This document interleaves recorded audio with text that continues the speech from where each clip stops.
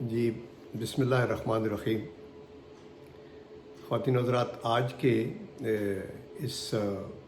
Video clip میں یا vlog میں ہم یہ دیکھتے ہیں کہ ہندوستان جو کہ پچھلے تقریباً 20 سالوں سے 2 اشروں سے اس تگ و دو میں ہے کہ وہ یونائٹڈ نیشن کی سیکیورٹی کونسل کا ایک پرماننٹ ممبر بنے، تو اس کا یہ اس خواب کی تعبیر کیوں نہ آ سکی اور یہ اس کی خواہش کی تکمیل کیوں نہیں ہو سکی۔ اور ابھی ریسنٹلی بھی ان کو ایک جھٹکا لگا ہے جب یہ یونائٹڈ نیشن نے اس پروپوزل کو ریجیکٹ کیا ہے۔ تو اس سلسلے میں یہ کہنا چاہتا ہوں کہ دیکھیں، جب 20ویں صدی کے اوائل میں پہلی جنگ عظیم ہوئی 1914 سے 1918 تک، تو اس کے اندر کروڑہا لوگ لقمہ اجل بنے۔ تو سوچا یہ گیا کہ کانفلکٹ ریزولوشن کے لیے کوئی ادارہ ہونا چاہیے، تو لیگ آف نیشن بنائی گئی 1921-22 میں۔ لیگ آف نیشن جو ہے وہ مؤثر اتنی نہ رہی، اور اس کو جو سوویت لیڈر لینن ہے اس نے کہا یہ تھیوز کچن ہے، یعنی یہ چوروں کا باورچی خانہ ہے، اور وہ مطلب نہ ڈیموکریٹک تھے نہ وہ امپارشل تھے، تو ان کا وہ کنسرن نہیں تھا۔ رزلٹ کیا ہوا کہ دوسری جنگ عظیم لیگ آف نیشن کے ہونے کے باوجود جو ہے وہ ہوگی، اور اس میں پھر اسی طرح کروڑہا لوگ بے گھر بھی ہوئے، مارے بھی گئے، پراپرٹیاں تباہ ہوئی اور بہت نقصان ہوا، تاکہ فرسٹ ٹائم انسانی تاریخ میں ہیروشیما اور ناگاساکی کے اوپر نیوکلیئر کے اٹیکس بھی ہوئے اور تباہی و بربادی ہوگی۔ تو پھر یہ سوچا گیا کہ کچھ اور ادارہ ہونا چاہیے، تو ایک کانسیپٹ نے 1945 میں جنم لیا کہ یونائٹڈ نیشن ایک بناتے ہیں، اور وہ پھر 1948 میں وہ ایک وجود میں آ گیا ادارہ۔ لیکن اس کے اندر پھر سیکیورٹی کونسل بھی بنی، اور اس سیکیورٹی کونسل کے پرماننٹ ممبر بھی بنے، اور پھر P5 بھی بنا، یعنی وہ لوگ جو نیوکلیئر طاقت رکھتے تھے اور ان کو ویٹو کی طاقت بھی دے دی۔ یہ اس بیک گراؤنڈ میں تھی، دوسری جنگ عظیم کی بیک گراؤنڈ میں، جہاں ویسٹ اور امریکہ فاتح تھے،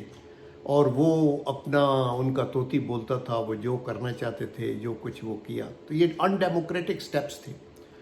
ہاؤ یونائٹڈ نیشن اس وقت سے ابھی تک ہے، اور اس کے بعد میرے خیال میں جتنے کانفلکٹ ہوئے ہیں، آپ دیکھیں کہ کورین وار، ویتنام وار، گلف وارز، افغانستان کے اندر کیا ہوا، سوڈان میں، پوری دنیا جو ہے، لیبیا، شام، اس کے اندر میرے خیال میں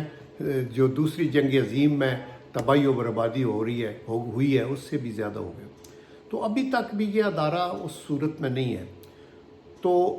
ضرورت تو اس بات کی ہے کہ یونائٹڈ نیشن کی ری آرگنائزیشن ہو، جو پاکستان کا سٹینڈ بھی ہے، اور یہ مور ڈیموکریٹک ہو۔ وائی؟ بیکاز دیکھیں، اس میں ابھی ہم 1.5 ارب تو مسلمان ہیں، مسلمانوں کی کوئی سیٹ نہیں ہے، 57 کنٹریز ہیں۔ آپ دیکھیں کہ افریقن یونین، یعنی افریقن کانٹیننٹ کے اباؤٹ 50 کنٹریز ہیں، ان کی کوئی ریپریزنٹیشن نہیں ہے، ساؤتھ امریکہ وغیرہ کی نہیں ہے۔ تو یہ بگ 5 جو انہوں نے ایک تھانے داری بنائی ہوئی ہے، اس میں ابھی انڈیا کی یہ خواہش ہے کہ یہ بھی اپنا ادھر اس میں شامل ہو جائے، اور یہ بھی ویٹو پار لے جائے اور پرماننٹ۔ آل دو نان پرماننٹ ممبر تو بنتے رہتے ہیں، ہر ملک بنتا ہے، انڈیا کو 8ویں دفعہ بھی بنا ہے، اور 2020 سے 22 تک ہے جو ہے نان پرماننٹ ممبر، اور اس کا وہ 22 کے اینڈ تک پہ ختم ہو جائے گا۔ لیکن جب یہ ان کا جو نمائندہ تھا وہ وہاں جب ہیڈ بھی تھا سیکیورٹی کونسل میں، تو وہ بھی پارشل تھا اور بدنیت تھے، اور یہ وہ پاکستان اس کی مخالفت کرتا رہا ہے۔ پاکستان نے یہ کہا کہ 2 باتیں ہیں، ایک تو نمبر 1 جو میں نے پہلے ذکر کیا کہ یہ غیر نمائندہ ہے سیکیورٹی کونسل، چونکہ اس کے 2 میجر کانٹیننٹ اور مسلم بلاک بالکل اس میں نمائندگی نہیں ہے، اور نمبر 3 یہ ہے کہ نمبر 2 یہ ہے کہ یہ ٹوٹلی ان ڈیموکریٹک بھی ہے، کہ یعنی ممبرز کی تعداد بڑھنی چاہیے، نہ کہ سیکیورٹی کونسل کی، بلکہ سیکیورٹی کونسل کی یہ جو تھانے داری ہے اس کو تو ختم ہونا چاہیے اور میجارٹی کی بات ہونی چاہیے۔ لیکن اس کے علاوہ بھی ریزنز ہیں۔ دیکھیں اس میں جو اسپائرنٹ ہیں وہ انڈیا ہی نہیں ہے، اس میں جاپان بھی ہے، جرمنی بھی چاہتا ہے کہ ہم پرماننٹ ممبر بنیں، اور ساؤتھ کوریا سے بھی برازیل بھی یہ چاہتا ہے کہ وہ بنے۔ لیکن جو جاپان کی مخالفت ہے وہ چین بھی کرتا ہے، ساؤتھ کوریا بھی کرتا ہے۔ جرمنی کی مخالفت ممبرشپ بننے کی اٹلی بھی کرتا ہے، اسپین بھی کرتا ہے، اور برازیل کی میکسیکو بھی کرتا ہے، اور ان کے جو ارجنٹینا وغیرہ بھی کرتا ہے، اور انڈیا کی مخالفت پاکستان بھی کرتا ہے، چائنا بھی کرتا ہے۔ تو وہ پھر اس صورت میں ایک بلاک بنا جو کہ جس کا اٹلی سربراہ تھا، اور اس میں چین، پاکستان اور یہ سارے ممبر ہیں، اور یہ کنسنسس کا ایک بلاک ہے جو وہ چاہتا ہے کہ جی کنسنسس کریٹ ہو اس کے اوپر۔ تو دیٹ از دی ریزن کہ ان کو روکا گیا۔ اور دوسری بڑی وجہ جو پاکستان پیش کرتا ہے کہ انڈیا جیسے ملک کو بالکل نہیں ہونا چاہیے، چونکہ ان کے ہاتھ کشمیریوں کے خون سے اور مائنارٹی جو انڈیا کے اندر ہے ان کے قتل و غارت سے رنگے ہوئے ہیں، اور یہ یونائٹڈ نیشن کے چارٹر کو جو وائلیٹ کرتے ہیں، بالائے طاق رکھ کے جنہوں نے مشرقی پاکستان پہ حملہ کیا اور سکوت ڈھاکہ ہوا، اور اس کا اقرار جرم مودی نے خود کیا جا کے ڈھاکہ کے اندر کہ اس میں ہماری قربانیاں بھی شامل ہیں۔ کس کو نہیں پتا تھا؟ تو یونائٹڈ نیشن نے کیا کیا تھا؟ اسی طرح کشمیر کے اندر تباہی و بربادی ہوئی، اور ابھی تک اس کے جو یو این کے ریزولوشنز ہیں ان پہ جو ملک عمل ہی نہیں کر رہا، جو ہیومن رائٹس کا بگیسٹ وائلیٹر ہے۔ گجرات میں مودی نے کیا کیا تھا آپ نے دیکھے،